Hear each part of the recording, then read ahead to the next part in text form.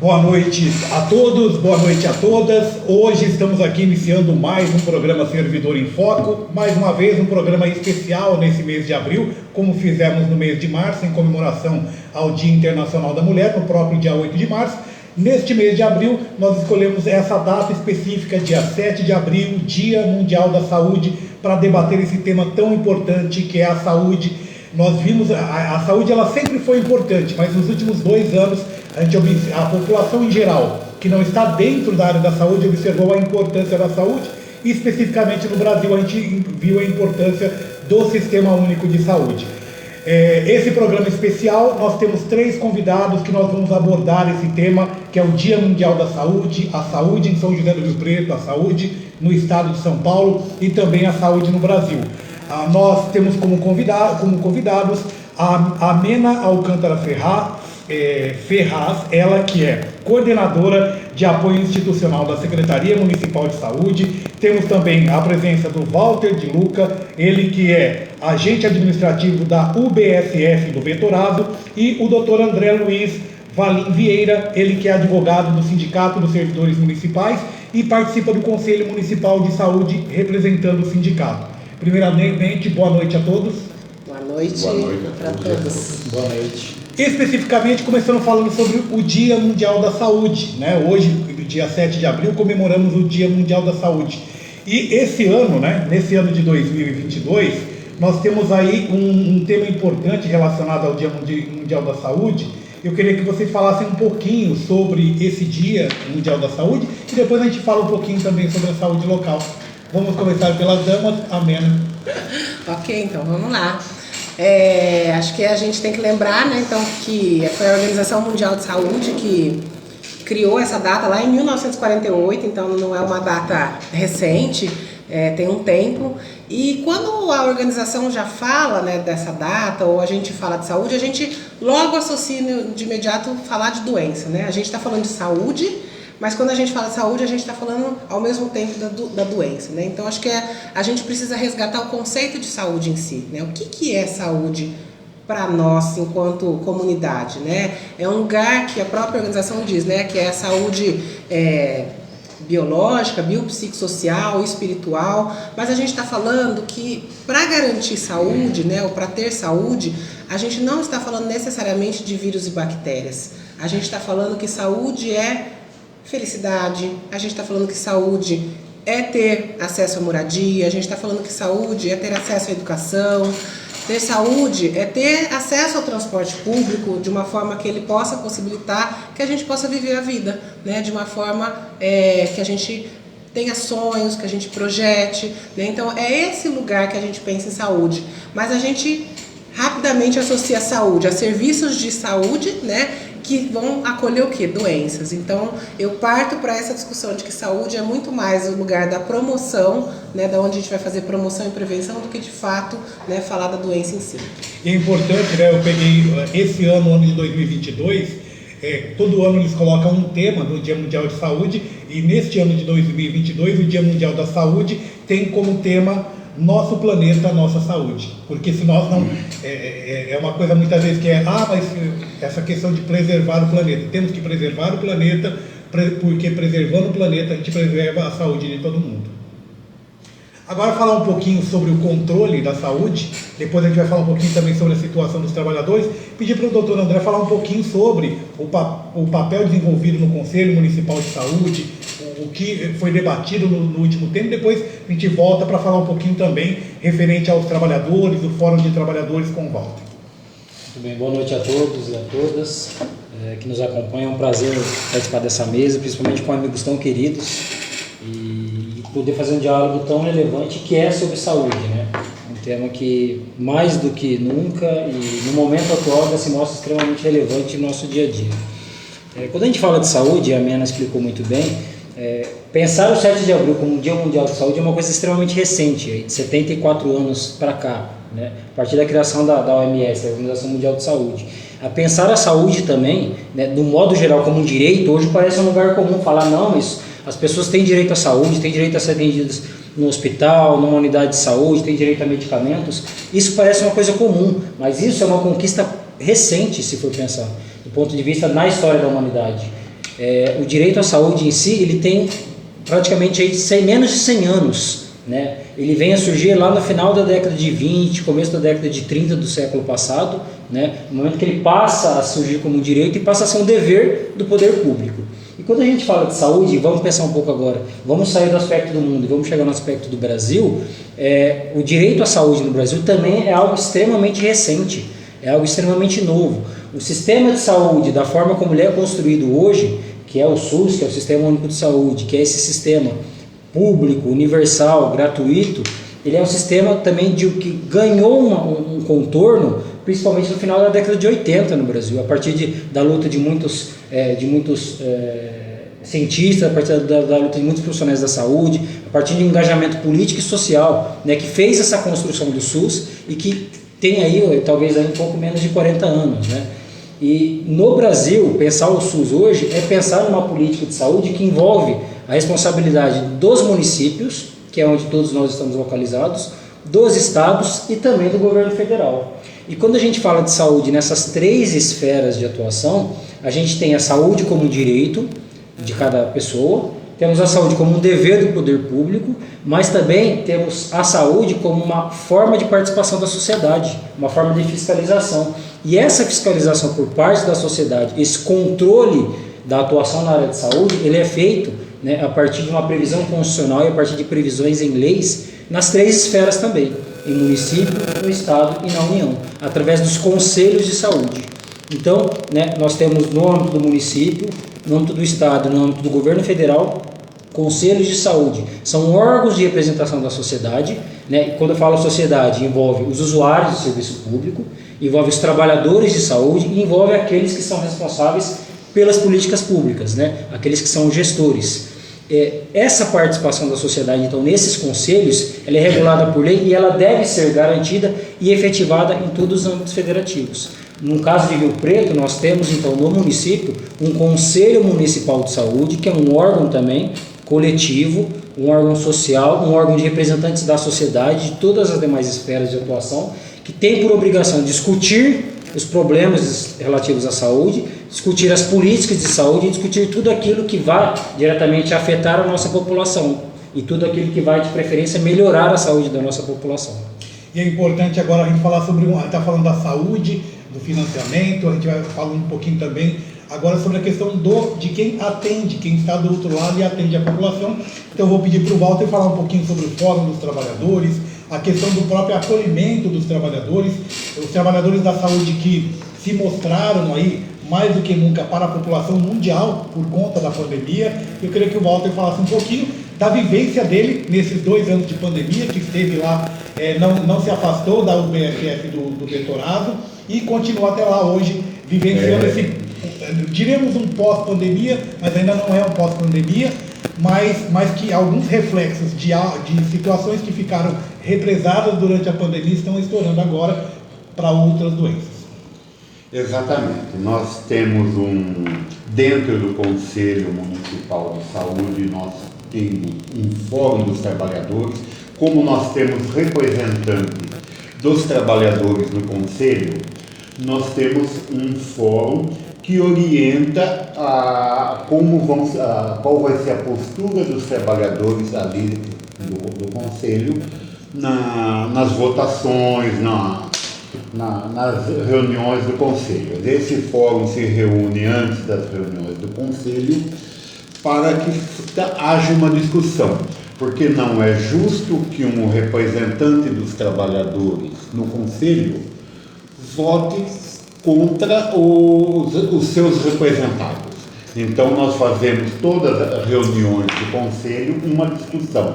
Infelizmente acaba ficando prejudicada por conta da pandemia. As reuniões praticamente são todas online, né? Não estamos tendo reuniões presenciais. É um prazer estar aqui com a Mena, com vocês todos, porque a gente ficou muito afastado, tá? Durante toda a pandemia, eu me recusei, apesar de eu não gosto de falar, mas eu sou um sexagenário. Todo mundo acredita que eu vou fazer ainda 38 anos, né? mas eu já tenho 66 anos com problema de pressão, com diabetes que eu descobri durante a pandemia, mas eu me recusei a deixar minha unidade de saúde. Nós atendíamos Covid somente e eu fiquei durante todo esse tempo que estava só atendendo Covid, fazendo a triagem, tá? Porque eu não achava justo eu sair da minha unidade, ficar afastado e deixar, como a maior parte dos servidores que estavam lá são bem mais novos, de serviço público, e se eu não achava justo que eles até ficassem com essa incumbência que eles ainda não estavam preparados. Então eu fiquei na frente da unidade o tempo todo fazendo atendimento. Não me arrependo disso, não tive um sintoma durante toda a pandemia, me cuidando, é lógico, tá? Mas eu não tive nenhum sintoma durante a pandemia, tinha preocupação porque tenho a esposa em casa também, que não é criança, e tem outras, tá? Mas a gente fez durante o atendimento, nós não tivemos nenhum grande problema. Tivemos as perdas de vidas, infelizmente. Nós demonstramos durante a pandemia a importância do SUS. O SUS, como sempre, corre risco sério, porque parece que todo o Executivo Nacional, eles pensam que o SUS é uma coisa que só vai tirar dinheiro, que poderia fazer muito bem uma privatização aí, passar para o setor privado. Até já foi falar, olha, todo mundo vai ter um convênio pequeno aí, vai pagar um pouquinho por mês. Isso daí é a privatização do SUS. Nós mostramos que o SUS durante a pandemia é extremamente importante para a saúde pública no Brasil. É o maior plano de saúde do mundo. É o plano de saúde mais respeitado do mundo. Mostramos isso. Infelizmente, nós tivemos um certo negacionismo durante a pandemia, que se não fosse isso, o SUS não deixaria morrer 620, 630 mil pessoas. Tá? É o grande plano de saúde que nós temos e foi quem garantiu a saúde pública, sobretudo nessa pandemia. Hoje, nós temos outras prioridades aí. Temos a Covid ainda, que está aí, apesar de ter uma redução imensa de casos, né? Felizmente. Mas hoje nós temos a gripe, que está junto. Hoje nós temos a dengue. Tá? Então as unidades de saúde continuam lotadas sim, e são os servidores de linha de frente que estão fazendo esse atendimento, essa triagem, esse acompanhamento de todos esses casos. Tá? São os médicos, são os enfermeiros, o pessoal da enfermagem, são os administrativos das unidades de saúde, é que fazem esse tipo de trabalho para o SUS, para a população e para todos que estão ali. Agora falar um pouquinho, a gente vamos abrir mais agora, como cada um já falou um pouquinho, eu acho que a gente poderia pegar o gancho do SUS, para cada um, o Walter já falou, mas eu queria que o doutor falasse também a menos sobre a importância do SUS, do Sistema Único de Saúde, como o Walter colocou, e a gente acompanha, vira e mexe, ataques constantes ao SUS, querendo colocar que o SUS não funciona, que a iniciativa privada é a solução, ou a parceria, agora que é a novidade, que é a parceria público-privado, que é a nova, né? É o óleo, é a nova vitrine, infelizmente, do setor político, mas a gente observa que o SUS, ele se mostrou eficiente, ele se mostrou universal. Eu acho que o universal, e a gente está vivendo um momento que, infelizmente, nós regredimos no que diz respeito ao poder econômico das famílias brasileiras. E se você, num momento como esse, você não fortalecer e blindar o SUS, além de a pessoa não ter comida na mesa, a pessoa vai poder ficar sem saúde também, como acontece em outros países onde não existe um sistema igual ao SUS. Eu queria que a gente falasse um pouquinho sobre a importância de defender o SUS e qual a importância dele para a população brasileira como um todo? Pode ir. Por favor. Vai você. Aqui a gente está na disputa, aqui quem é que vai, né? Eu acho que tem uma coisa que você falou, Walter, que a gente está nessa condição hoje do Covid, porque também, né, no SUS de tudo isso que você falou, a gente teve, além, né, vencemos um negacionismo com muitas questões aí, mas por conta da vacina, né? Por essa questão que a gente está, e essa vacina foi via Sistema Único de Saúde, né? Então, a gente precisa, quando a gente fala da universalidade, que é um dos princípios do SUS, isso está muito claro para todo mundo, né? Então, o SUS é esse sistema que é universal, que é para todos. Mas a gente precisa lembrar dos outros princípios, né? Então, para a gente entender que como é que ele se organiza, que é o princípio que é da equidade, né? Então, qual que é o princípio da equidade? É a gente lembrar que a gente precisa ofertar mais para quem mais precisa. E aí, quando a gente traz esse contexto econômico, a gente está dizendo que tem famílias que vão precisar de mais desse sistema. E aí o sistema tem que estar pronto e preparado, né, e organizado para atender isso nesse lugar de assistência à saúde. Tem um princípio que é o princípio da integralidade. E aí, quando a gente hoje vive essa condição, né, das unidades estarem vivendo uma concentração, né, de novos casos, por exemplo, das doenças crônicas, que são as hipertensões, as diabetes, o câncer, que nós não conseguimos atender lá atrás durante a pandemia, né, porque o serviço ele ficou prejudicado para essas questões. Hoje a gente está aqui sobrepondo esse peso dentro do sistema, mas a gente precisa lembrar que o cuidado, o princípio da integralidade é o princípio que cuida do indivíduo de forma integral, né, garantindo para ele acesso, inclusive, em todos os níveis da atenção, né? Então a gente precisa, sim, dizer que esse sistema ele é muito bom, ele foi muito bem escrito, muito bem pensado, mas a gente precisa garantir formas para que ele se operacionalize, né? Então, quando a gente pensa que o princípio, que uma diretriz que é a regionalização, a gente precisa dar condições para as regiões de saúde, né? Então, pensar, vamos fazer um exemplo aqui, né? O hospital de base, ele é um hospital de nível terciário que ele atende a região e até para outras questões, para além da região. Mas como é a condição de saúde, de assistência primária dos municípios ao redor, né? Então, porque senão a gente sobrecarrega esse nível terciário e muita gente fica prejudicada. Então, assim, tudo tem que ser muito bem costurado dentro desse sistema para que ele funcione naquilo que ele foi proposto. Porque senão a gente vai realmente enfrentar esse discurso, que é esse discurso do sistema capital mesmo, que tem interesses, né? Onde eu vou ter interesses econômicos para ter um produto de serviço de atenção primária, mas ninguém quer ficar com a parte terciária do serviço, né? Então, quando a gente fala que o SUS ele tende a ficar precarizado, é precarizado, mas não que os interesses econômicos é de acabar com ele, porque o nível terciário ninguém quer assumir, né? Porque ele é caro, a gente não tem transplante pelo convênio, né? Então é isso que é o Sistema Único de Saúde banca. Então a gente precisa a gente precisa entender exatamente qual que é o jogo político, né? Quais são os interesses mercadológicos que se tem dentro do sistema, e se a gente está falando de saúde, volto a dizer, a gente está falando de saúde para um outro lugar que não é esse lugar do mercado, né? É saúde de um outro ponto de vista. Doutor? Achei perfeita a fala de ambos, né? E eu acho que quando a gente fala de políticas sociais, e a saúde é uma política social, talvez, se não a mais importante, mas uma das mais importantes de todas que nós temos, a gente precisa pensar que a gente vem ao longo dos últimos anos, talvez até de algumas décadas aí, de uma política de desvalorização e de desconstrução do Sistema Único de Saúde. Muitas vezes as pessoas falam, mas o SUS está sendo destruído.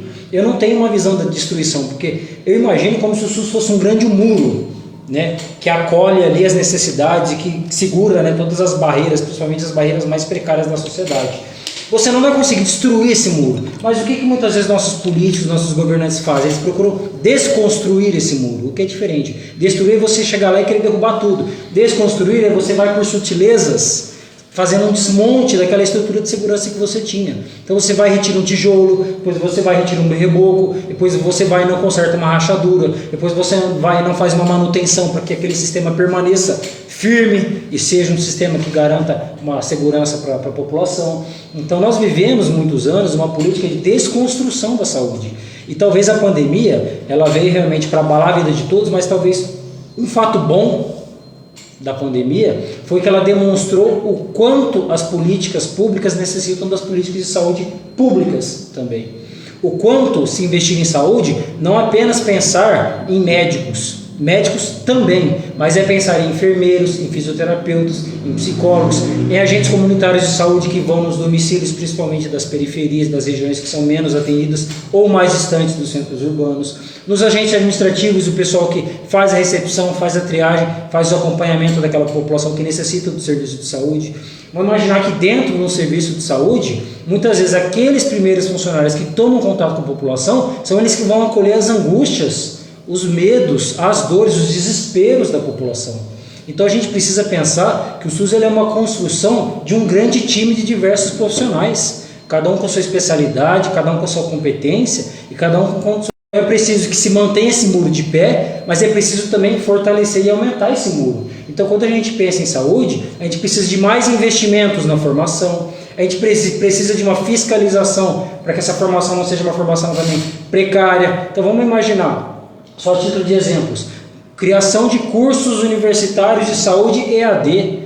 Como que você vai formar um profissional de saúde se você não tem contato com o ser humano, se você não conversa, se você não mede aquele lado sensível, aquele lado emocional? Então quando a gente fala de saúde, a gente precisa pensar em investimento em educação, investimento em pesquisa. Afinal de contas, foi a pesquisa, foi investimento na ciência, e o SUS é ciência, é pesquisa, é desenvolvimento tecnológico, que possibilitou que a gente não tivesse talvez número maior do que... Eu fiz uma consulta agora antes de vir para cá, segundo aquele site da John Hopkins, o Brasil está com 160 mil mortes.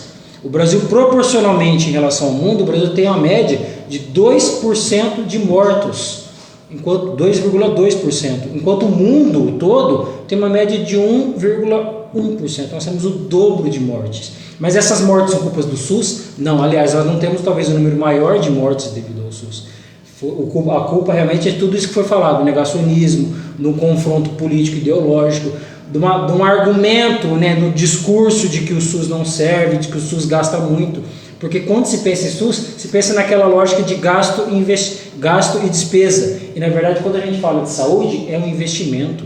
É algo que você muitas vezes não vai ter um retorno de imediato, um retorno em pequeno prazo, mas é um investimento a médio e a longo prazo. E quando a gente fala de política de saúde, envolve tudo isso. Envolve a possibilidade de hospitais com cirurgias, com transplantes, com atendimento de alta complexidade, mas envolve também e principalmente o atendimento básico, primário, preliminar, que envolve aqui nas periferias, através das unidades básicas de saúde, através das unidades de emergência, através das unidades de reabilitação, porque como foi dito aqui, saúde não é só tratamento da doença.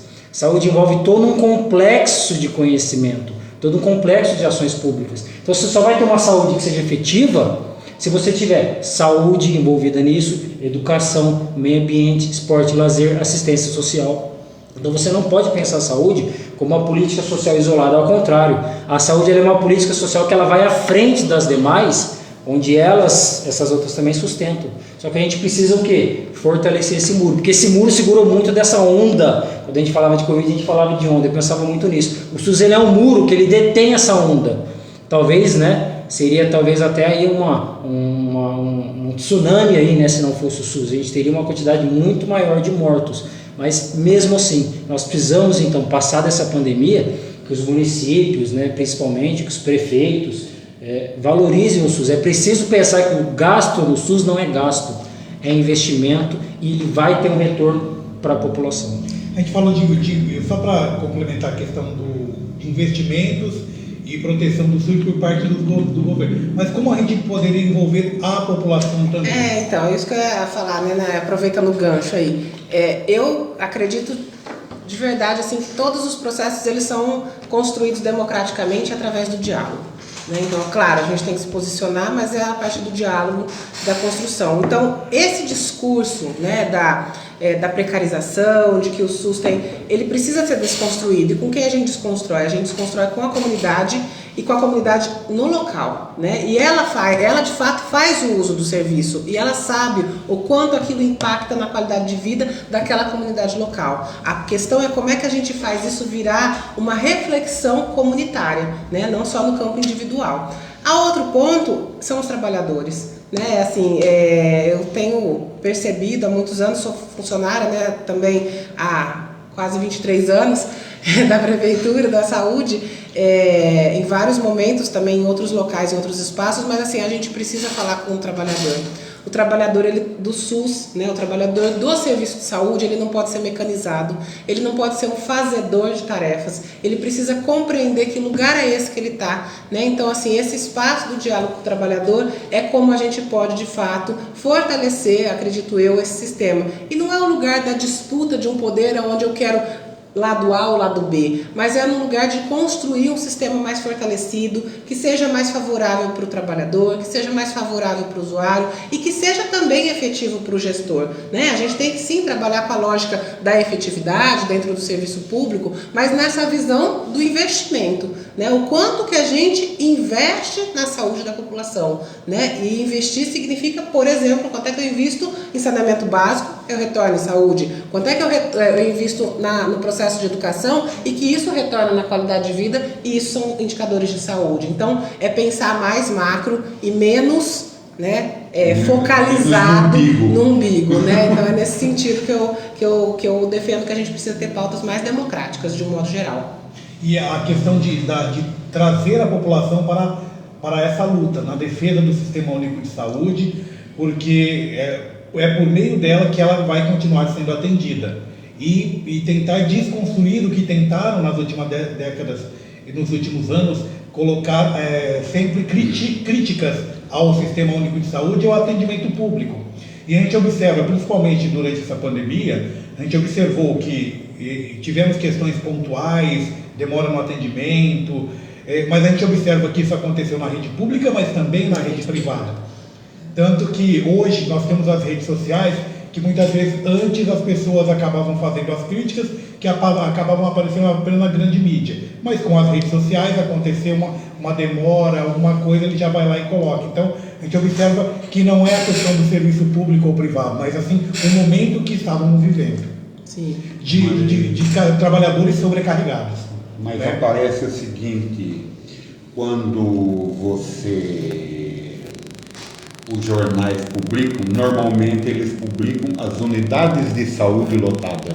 Eles nunca publicam as outras entidades que estão lotadas, o serviço privado que estão lotados, porque afinal de contas, o SUS não paga publicidade no jornal. É por isso que eu até coloquei, Walter, que como hoje nós temos, além das mídias oficiais, as redes sociais, aquele usuário de plano de saúde, ele acaba divulgando isso no Instagram, no Facebook, principalmente no Twitter, e aí acaba também trazendo, mas claro que a grande massa continua assistindo a grande mídia, e aí como a gente está vivenciando aí nas últimas semanas aqui em Rio Preto mesmo, aflora. Mas aí nós temos a grande questão, temos que defender para ter um sistema único de saúde forte, e temos que defender, nesse caso temos uma notícia positiva hoje, no Dia Mundial da Saúde, que é a homologação dos concursos de 2019 e a prioridade de contratar as pessoas ligadas à área da saúde. Isso é muito importante porque nós estamos todos ainda, não conseguimos ainda descansar, nós ficamos 2 anos sem poder sair de férias, sem poder ter um descanso, trabalhando 17 horas, 13 horas por dia, tá direto, todos os dias sim, dia não, estava extremamente cansativo, nós sabemos disso, e o tempo todo numa tensão terrível. A Nena já trabalhou em unidade de saúde, ela sabe a tensão que é dentro, principalmente num caso de... Mas os dois falaram maravilhosamente, porque a saúde não é só a saúde, é a prevenção. E para prevenir, você tem que dar educação, você tem que dar o esporte, você tem que dar condições de sobrevivência, o lazer, cultura, tudo isso fazem parte da saúde. Porque não é só o médico, a saúde não é só o médico, a saúde é todo um sistema que a gente tem que preservar, tá? E o que nós sempre discutimos, não só em conselhos, não só nas conferências, é o financiamento. Não é só o financiamento. Eu sei que Rio Preto transfere para a saúde mais do que é o preconizado na lei. Mas nós temos também que ver no Estado, nós temos que ver na Federação, na Nacional, na União, tá? Quanto que é. Isso daí sempre foi uma discussão em todo, e nunca se chegou a uma conclusão de quanto cada um vai dar, a não ser Rio Preto. Rio Preto nós sabemos que investimento em saúde não é comprar o ônibus para trazer as pessoas para se consultar no hospital de base. É todo o esquema que o município teria que fazer, porque a gente vê ali no redor do hospital de base ônibus de todos os lugares da região, inclusive de outros estados. Não é só isso que é saúde. Saúde é complexo, é todo o sistema que envolve, é a água, é o meio ambiente, é a educação, é a cultura, tá? E outra coisa que nós sempre fizemos, e para a gente levar isso daí, eu acho que o conselho é o grande viés, porque ali estão representados os trabalhadores, os gestores e os usuários, que é metade do conselho é usuário. Eles é que teriam e têm por obrigação levar e defender o SUS nos seus locais, nas suas moradias, nos seus bairros, e isso que a gente tem que fazer. Eu sempre defendi, como você falou do trabalhador, o acolhimento para quem acolhe. Nem sempre quem está ali na linha de frente é acolhido. Nós temos muitos profissionais em estado de doença grave, doenças mentais, doenças físicas, tá? E eles estão ali na linha de frente. Nós temos que ter esta visão para com o trabalhador, acolhendo quem acolhe. Isso é muito importante, tá? É o que a gente... eu não sei se a Mena lembra, várias vezes dentro do conselho, enquanto eu estive lá, defendendo esse acolhimento a quem acolhe, porque é muito importante o trabalhador ter uma visão tanto do usuário.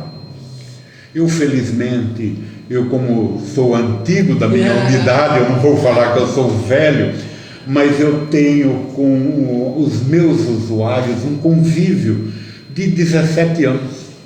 E nesses 17 anos, aquelas pessoas têm...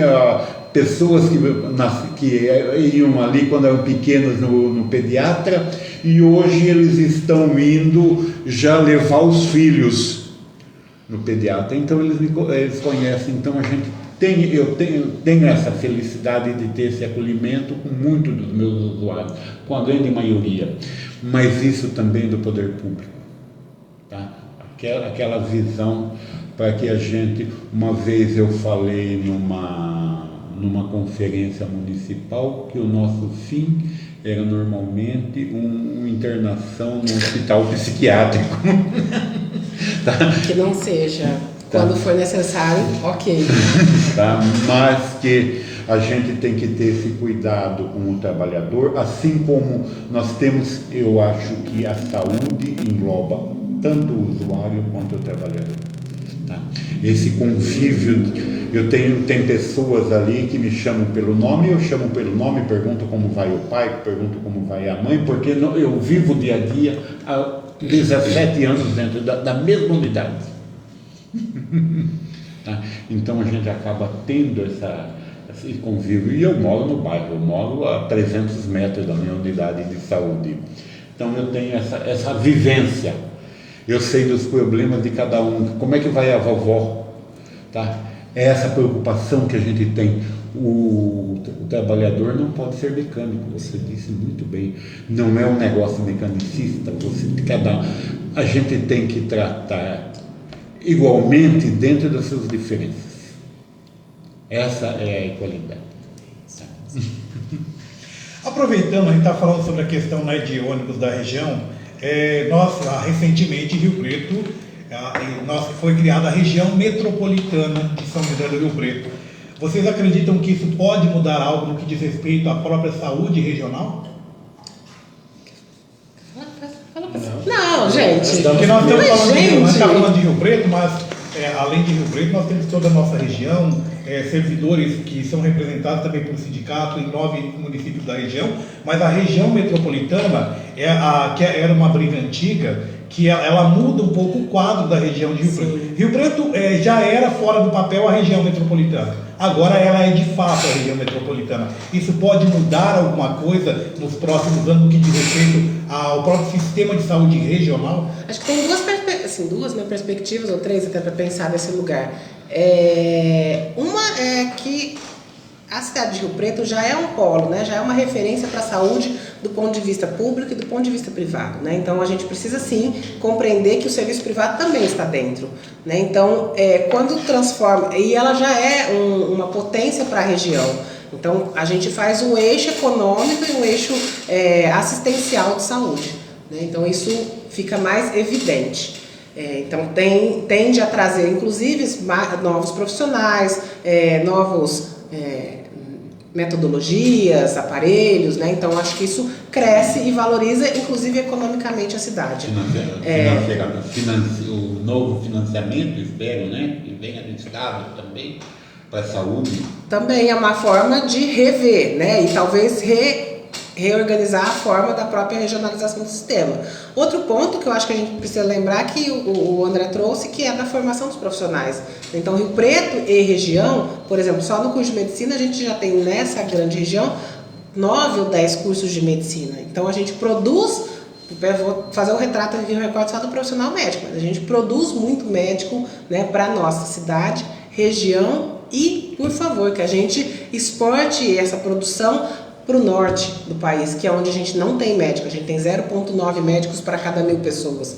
E essa é a proposta, né, que era a proposta de fato de trazer novos cursos médicos. Então a gente precisa reconhecer. E aí ele tem um papel que é o papel de fazer as articulações, né? Então fluxos, protocolos, né? Rio Preto precisa construir isso quando ela reconhece que ela é uma cidade metropolitana, né? Porque chegarão pacientes, chegarão pessoas de outros lugares, como já chegam, mas isso precisa estar muito bem desenhado para que o próprio caminho, né? O caminhar do usuário, né, no sistema público seja um caminhar fácil. A gente não pode dificultar, né? Essa organização administrativa, operacional do sistema, ela foi criada para nós, gestores e trabalhadores. Isso não pode ser para o usuário, né? Para o usuário, ele precisa ser atendido, acessado o sistema e resolvido sua demanda naquele lugar, né? Não temos cercas, né? Exato, não temos cercas. Então, acho que tudo tem um lado positivo. A gente vai com certeza receber, né, uma demanda grande também, quando vir a região metropolitana, de várias questões, e aí a pandemia vai trazer várias questões sociais também que vão demandar a nossa condição aí. Então, eu vejo sempre que tem lados positivos e negativos aí. Doutor? Quando a gente fala de regiões metropolitanas, a gente envolve inúmeros governantes e inúmeras formas de pensar. Por isso que eu acho que aí voltamos àquilo que a gente discutiu anteriormente, que é a importância e participação da sociedade, a importância da participação do controle social e da importância da qualificação dos usuários, para que conheçam o que é a saúde, para que conheçam o que é a SUS, para que conheçam como funciona esse sistema, essa engenharia, organogramas, estruturas, o que é um atendimento básico, o que é um atendimento emergencial, o que é um atendimento de alta complexidade, de média. Justamente porque, se a gente for pensar que dentro de uma região metropolitana a gente tem vários governantes, somente com a capacitação dessa população a gente vai ter condições de fazer com que a sociedade exija do governante medidas públicas diferenciadas. Porque de nada adianta a gente ter uma região metropolitana se a gente tiver governantes, né? E aí governantes eu falo de executivo e legislativo, que tem por objetivo fazer uma privatização do SUS, fazer uma terceirização, fazer somente parcerias público-privadas. Isso é uma mentalidade que talvez se modifique a partir da pressão popular, a partir da pressão dos trabalhadores e a partir da pressão dos usuários de saúde. Para que haja realmente, se a gente pensar em uma estrutura que envolva várias unidades federativas, vários municípios, talvez até o estado, né, talvez da construção de consórcios públicos de saúde, isso é interessante, mas desde que a mentalidade, desde que o caminho político, e o caminho político é o caminho das políticas públicas, seja pensar no fortalecimento do SUS. Porque de nada vai adiantar a gente ter regiões metropolitanas, vários municípios, várias cidades, e com a intenção de terceirizar, de privatizar, de passar para ONGs, de passar para OS, E quando a gente fala de qualificar os usuários, a gente está falando também da necessidade de qualificar os servidores de saúde. Como o Walter falou, o servidor, ele é aquela pessoa que tem diretamente contato com a população. Não é o secretário, não é o vereador muitas vezes, não é o trabalhador de saúde.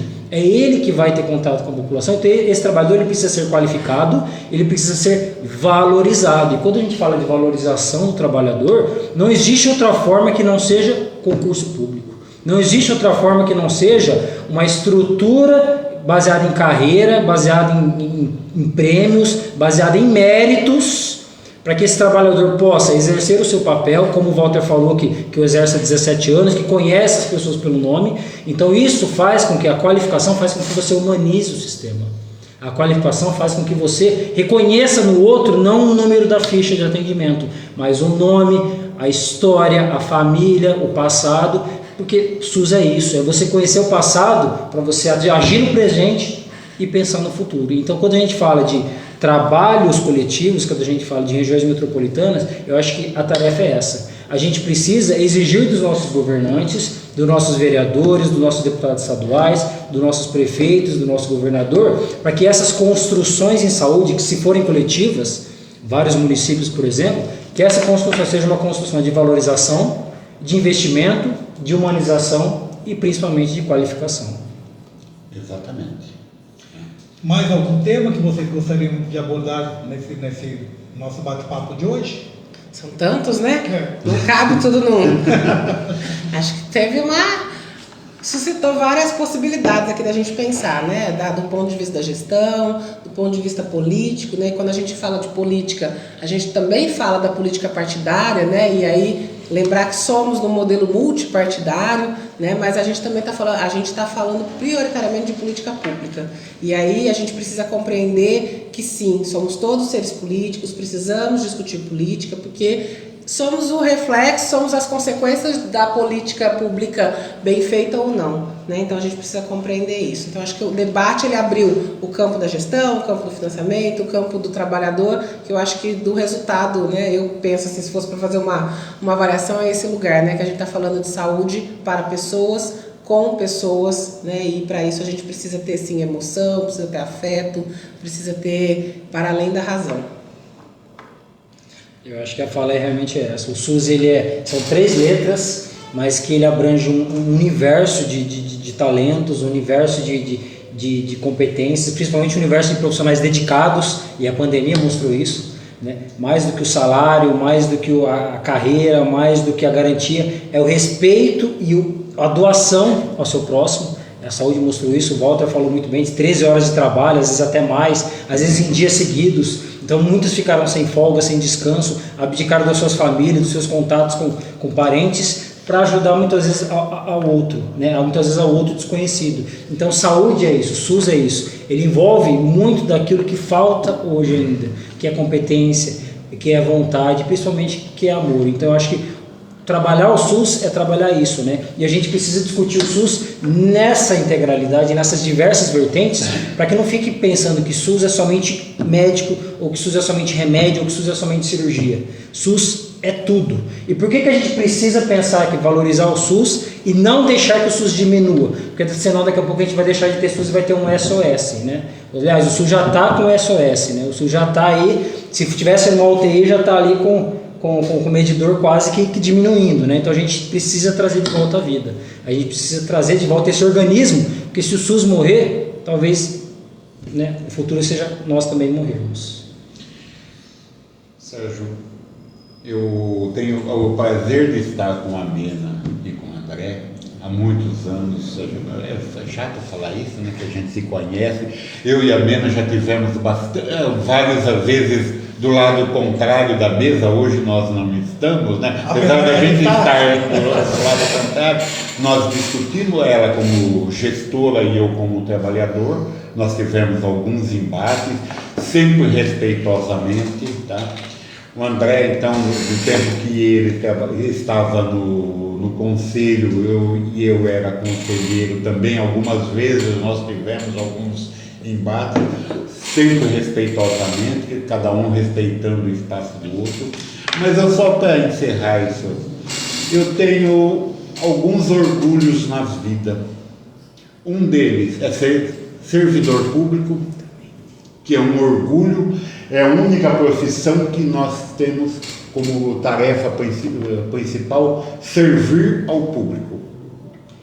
E outro é ser defensor do SUS. E isto, para mim, é uma honra imensa. Defender o SUS, estar onde eu estive todas as vezes das conferências que nós estivemos, sempre em defesa do SUS, em defesa dos trabalhadores e dos usuários do SUS, e essa é uma luta de muitos anos da gente, e vamos continuar enquanto pudermos manter essa luta, enquanto pudermos estar nessa construção, nós vamos fazer isso aí juntos. Tá?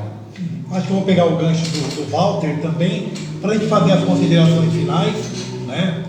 Um bate-papo legal, que a gente poderia ficar aqui durante horas, mas eu acho que a gente vai ter outras oportunidades para ampliar esse debate. Eu até fiz um debate com a Amena há algum tempo atrás, falando sobre a questão da longevidade, aqui para a população de Rio Preto. Com o doutor André a gente falou sobre reforma administrativa, com o Walter, que já conheço há muito tempo também, já falamos sobre outros temas, mas o primeiro aqui como entrevista. Então eu queria que cada um desse a sua consideração final, e também eu acho que aproveitar, né, o Dia Mundial da Saúde. Nós temos o Dia Mundial da Saúde, e eu acho que o ponto principal é o trabalhador. Sem ter o trabalhador da saúde, desde o primeiro, há milênios, né, que nós temos aí alguém que ia e cuidava do próximo, já era um trabalhador da saúde. Eu queria que cada um deixasse também um recado para o trabalhador da saúde na sua despedida. Agora eu vou assumir, então, já que você sempre deixa para mim. Eu vou aproveitar o gancho para falar da longevidade aí, né? E aí eu também sou trabalhadora, né? Ora estou na gestão, ora não estou, né? Mas esse lugar a gente dança mesmo, né? E é assim que funciona.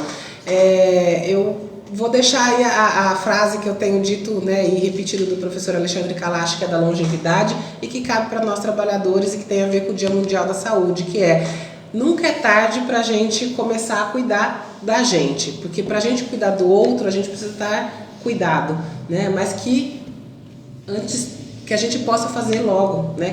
Se a gente não começou, que a gente comece a fazer. Então, que eu cuide da saúde do próximo, né? Do outro, como o Walter colocou bem, né? O quanto foi dedicado para cuidar da saúde das pessoas, mas a gente precisa cuidar da gente também, né? Então, que a gente possa, nesse Dia Mundial da Saúde, né, rever o que a gente está fazendo para a gente, né, para que a gente possa ter uma perspectiva de longevidade, que a gente possa ter uma perspectiva de servidores que vão estar a servir, mas numa condição também de saúde, né, na condição da sua totalidade.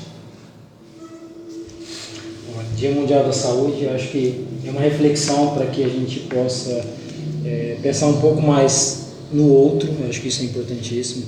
A pandemia, ela fez com que nós nos distanciássemos.